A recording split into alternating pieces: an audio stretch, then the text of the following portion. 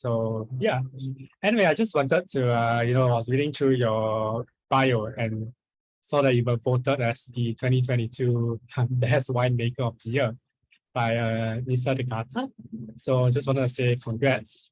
Like how do you feel about that? Because you've been winning a lot of awards left and right. So how do you feel about getting all of these awards? Yeah, it was a big honor. To be honest with you, I'm the face and the head of a very, very good and professional team of people working in the winery. And being voted as the best winemaker of the year is a result of a long career, trying to make the best wines possible, working seriously, with a lot of effort, not only myself but also from my team. So it was very nice to receive it, but I think it's more than to myself specifically. it's a it's a it's a it's a it's a nomination for the whole team, which I'm the head of it. So it's really nice to hear, because it talks about sorry, a result of many years of work, that we're harvesting what we planted, what the small seed we planted many years ago, and shows that Tabali is one of the leading companies of the wineries in Chile, which is a big thing, because there are many wineries around Chile, many traditional houses, and we're a small family-owned winery, very focused on terroir, and it seems that we're getting very nice results, and this is a result of it. So very happy with that prize of the winemaker of the year. Great. So at UN Asia, we've been I guess bringing in wines from Tabali for quite a long time, but this is the first time we've done an interview like this. So, for our readers, for the people watching this, can you just share more about your own winemaking philosophy? Well, my winemaking philosophy is very easy. I try to show the terroirs in a bottle of wine. My philosophy is to seek for the best places possible to produce the different specific wines we make. And I'm completely a terroir-driven winemaker. I spend a lot of time in the vineyards, looking at the soil, trying to have the more balanced vineyard possible, seeking for new places, for new terroirs that we could make very good wine. And that's how Talinay, for example, our coastal vineyard, appeared. And that's how Rio Hurtado vineyard, our mountain vineyard, appeared. I didn't sit in my office making the wine just from the estate I had when I arrived. I was always looking to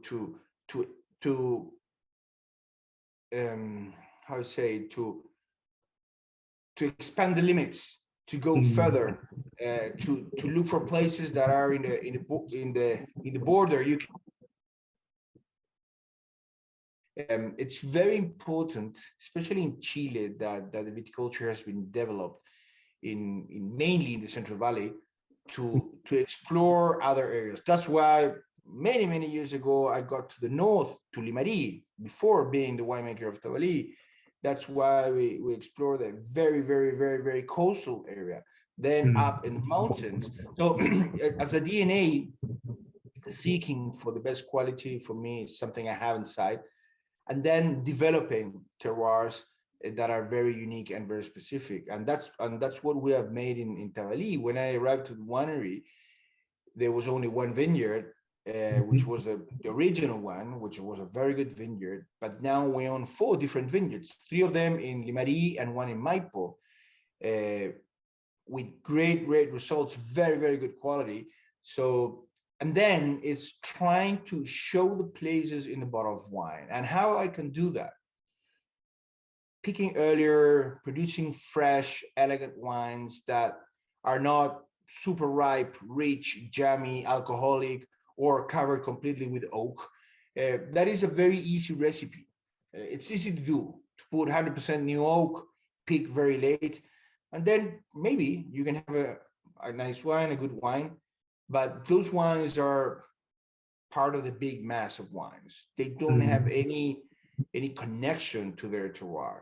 So depending on the terroir I'm working with, I try to let the grape express that place in the best way possible, so people can drink it.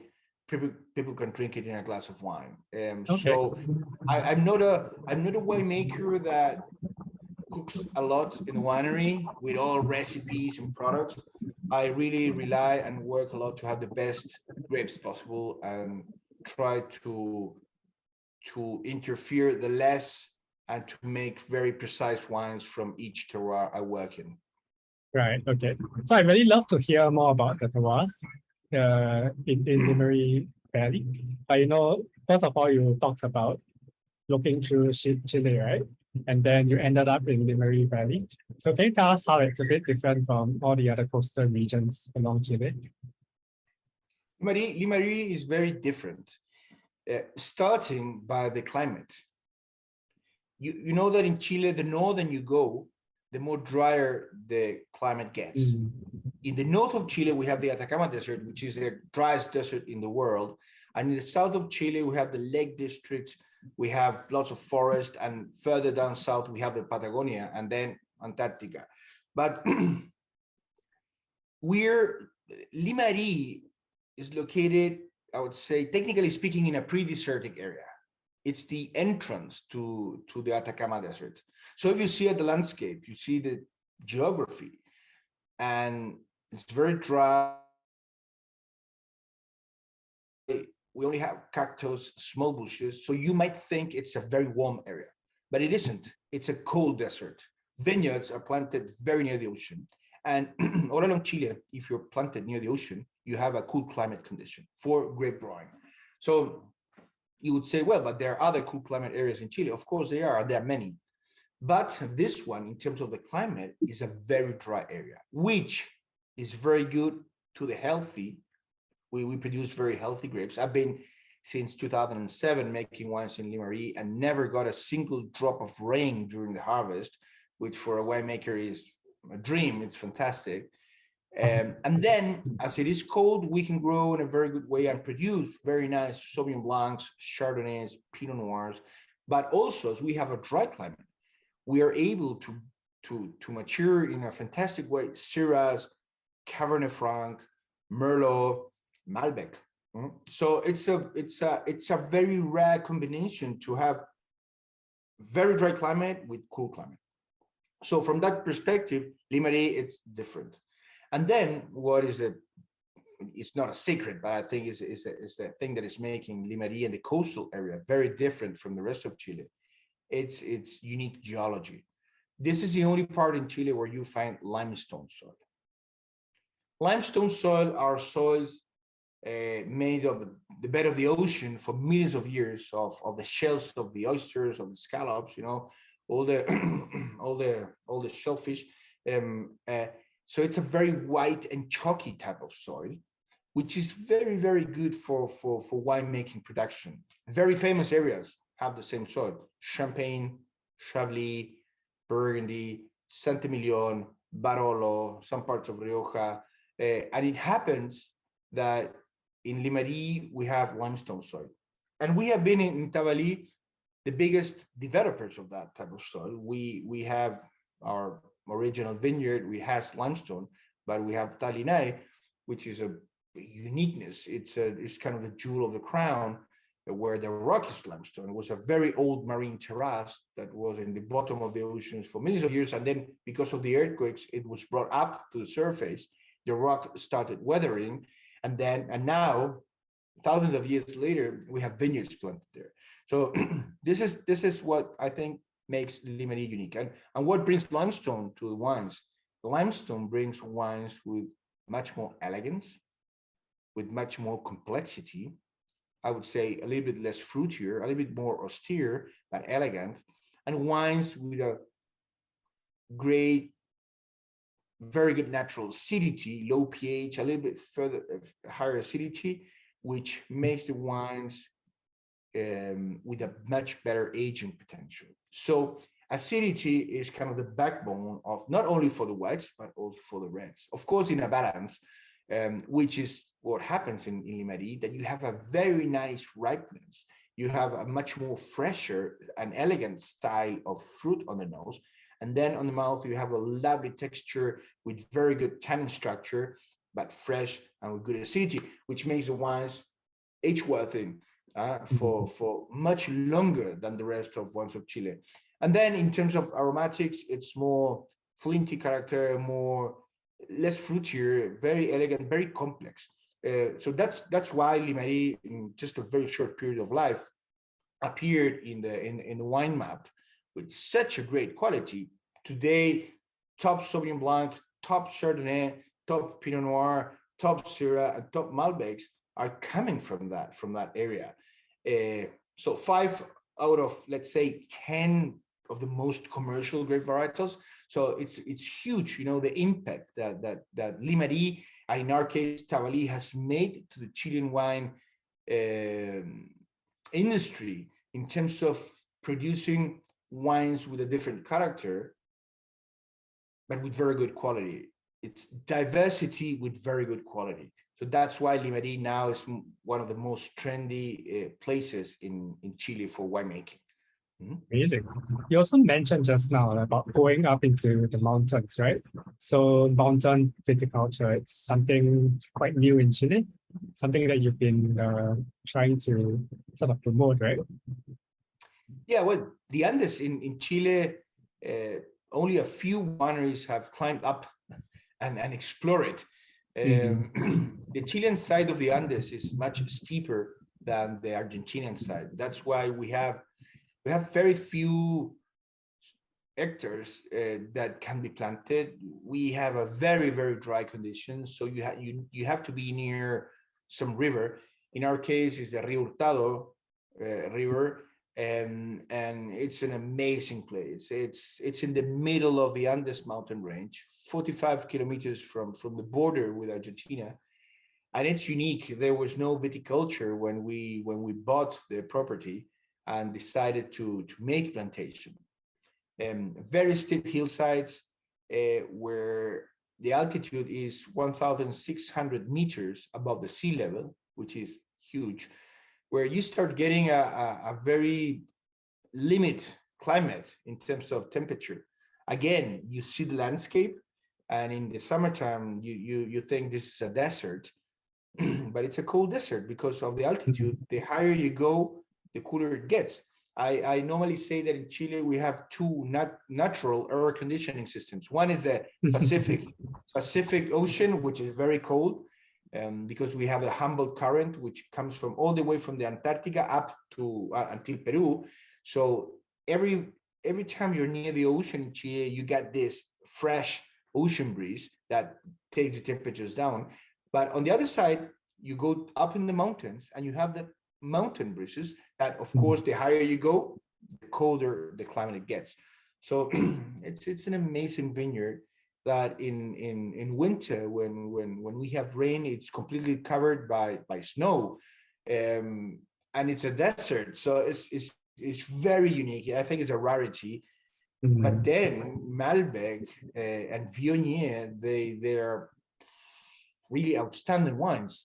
Roca Madre, our top Malbec, last year was chosen as the best red wine of the year, the best red wine of Chile.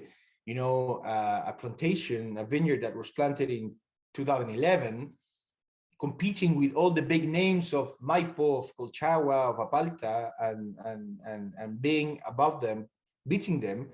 And it's a Malbec. It's not a Cabernet. It's not a Cabernet. And that shows the huge potential that the Andes has. And I hope other people also will explore it and get good qualities that will build the image of Chile that we can also produce very, very good wines. And the mountain is one of the terroirs that has been, I would say, less explored, and we have it all the way in Chile. You know, from the north to the south, we have the Andes. So it's very interesting. I think with all this climate change, we have Chile has to move to cooler climate areas towards the ocean or up in the Andes. I think that's a future. So how many hectares do you have up there? In the mountain vineyard, In the we mountains, have just we just have a few hectares. We have an 8-hectare vineyard, so it's a very exclusive, very limited production. And for the moment, we want to maintain it like that. We have more land that we can plant, but we want to build the name of Roca Madre and have that kind of very, very exclusive.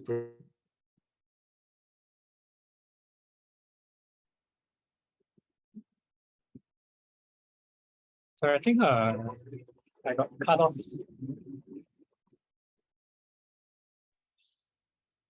No, I think he froze. Oh, he froze, is it? Yeah. Oh, sorry, Felipe. I think we lost you for a bit. No. So yeah. Anyway, yeah, you mentioned you have quite a small parcel up there. So I wanted to ask, how many grapes are you growing up there? You know, what are you focusing on up in the Andes? We have a very small parcel, 8 hectares.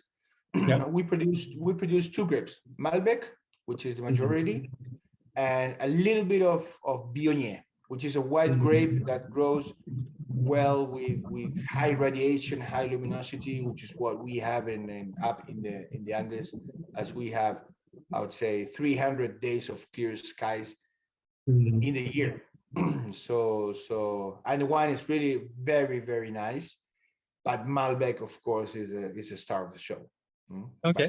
So in terms of harvesting this year, right? What would be the difference between harvesting up in the Andes and maybe in Limari?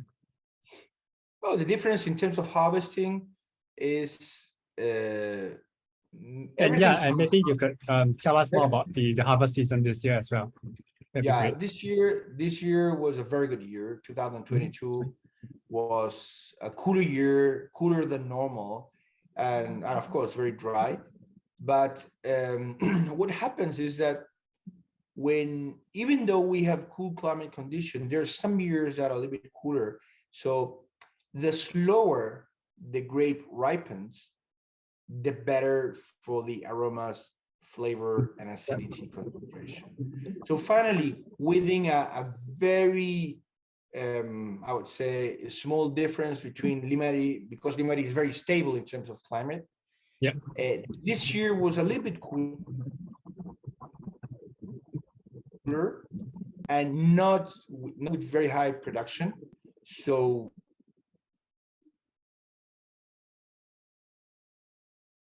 that affected the quantity, but the quality is amazing. I would say 2022 will be a classic vintage for Limari. I'm really sure. Yeah, the Chardonnays, the Sauvignon Blancs, the Pinot Noirs, the red grapes are really, really, really amazing. The quality is great. Cool. Looking forward to trying it, of course. But it'll take a while. So, are you doing any new projects over at Tabali? Any interesting new developments? We've been adding wines to the portfolio in the different ranges that we have in Pedregoso, in Vetas Blancas. We have added some top icon wines, but I would say as projects, we some years ago, I'm not sure if you know about it, but we did a joint venture with a champagne house to produce high quality sparkling wine. It's a company that is called Tatier. We did a joint venture with Champagne Thienot, which is a very well-known family in the Champagne region. As I told you, we have the cool climate and we have the limestone soil.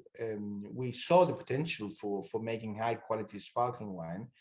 and we search and we seek for a champagne house to do a association with us. Finally, with the TNO family, and we released a brut and then rosé extra brut wine called Tatier. And has been very, very, very successful with great ratings from the critics, and we're really happy with the result of the company. Also, we have added some rosés, some Malbecs, but our latest addition, and this is something new, we just released a new Chardonnay, top icon Chardonnay from Talinay Vineyard that has just been chosen as the best Chardonnay from Chile, the best white wine from Chile, with 98 points by Descorchados. It's first vintage, bit all the rest. So it's a very, very nice, very good news for the company that just releasing this wine immediately was awarded the best Chardonnay from Chile and the best white wine from Chile of 2022 with 98 points, which is a lot. That's incredible. Yeah, we have unfortunately haven't gotten a chance to try it yet, but not even the owner. The owner haven't tried also. So this wine hasn't got yet to the market. I think we will release it in March of 2023. But the wine is really amazing. It's something I would say it makes me proud to get to that level, especially in Chardonnay, that is such a famous and competitive grape. I think we have got to a certain level of quality that is really amazing, that looking back 10 years or 20 years ago, no one would have expected to get a white wine from Chile like that.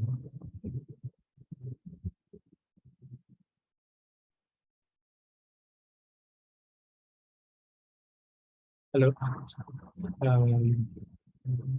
Felipe? Something that for a winemaker is fantastic. Huh? So, you mentioned that it's unheard of for such a high quality Chardonnay from Chile, right? Like not many people expect that. So maybe you can tell us more about what's been going on in the Chilean wine scene. Has there been any new trends for Chilean wine, or? I would say that Chile in the last 10 years has had a huge revolution. Chile has been exploring the north, exploring further south, also to the coast, to the mountains, and many small producers have been come out, which is very good, because I think the worst that could happen to Chile is to just have a few players making all the wine available in the market. There's no competition. They're very similar in style. So all these small houses like Tabali and even smaller of small producers, each one contributes with a style, with the quality, and especially smaller growers, they produce grapes from specific places. They don't buy grapes all over Chile and blend them together. That gets the market confused about what Chile should be in terms of style and recognition. Very important and very useful to show a different face of Chile, which is not the industrial phase, it's the more growers and smaller wineries orientated. And also some old areas that have been kind of rediscovered, like Itata, for myself, I think it's very interesting, getting old País grapes, which for decades were leftovers, and now they're recoming again with very nice wines, old vineyards, dry farming vineyards. So the story behind them is lovely, and the quality is super nice. So I think that is something very interesting, getting old vines, old areas again up front to show new but wines that vines that have been planted for 100 years or 200 years, still making some nice wines from there. So getting back all these old areas, which is very good for the heritage of the country, for the story of the country, but also new developments of new regions, like what we have done in the north. Also, it's happening in the south and in some areas in the coast and the mountains. So I think Chile has been very active in the past 10 years with a kind of silent revolution, which is taking Chile to a next step of with wines with more character, with more personality, I think, which is very good from my point of view. I'm gonna have to convince Susie, our director, to take a closer look at more Chilean wines. Do you have any wineries that you find quite exciting besides yourself? Yeah, of course there are. I think wineries, depending on the area, they have the kind of specialization for Sauvignon Blanc, for Chardonnay. I think there are many to mention.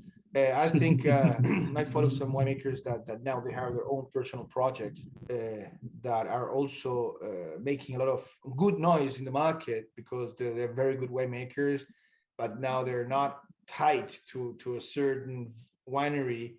They're making their own wines, and I think that is very good. I think the quality of Chile in the overall has increased a lot in the last years. A lot in Pinot Noir, a lot in Chardonnay, which are two very important grape varietals. Of course, Cabernet Sauvignon and of course Cabernet were very strong, but I think I would say the biggest change and increase in quality has been in Chardonnay, Pinot Noir, Malbec, Syrah, and also the Paises and the Cinsault grapes of the old vineyards in the south. Yeah, amazing. So that's all the questions we have for you. Just want to thank you again for your time, and we have this recording that we're going to share on social media. We'll definitely share the video recording with you as well. So if you have any special requests, feel free to reach out to us. My pleasure. My pleasure. Really, to be honest with you, it's been a long time we've been working together. I think this is the first Zoom we have made. Yeah, I think so. I hope to be in the market next year with Giancarlo. Of course, we'll be happy to host you. Asia director, and hope to have you here in Chile at some point. Of course.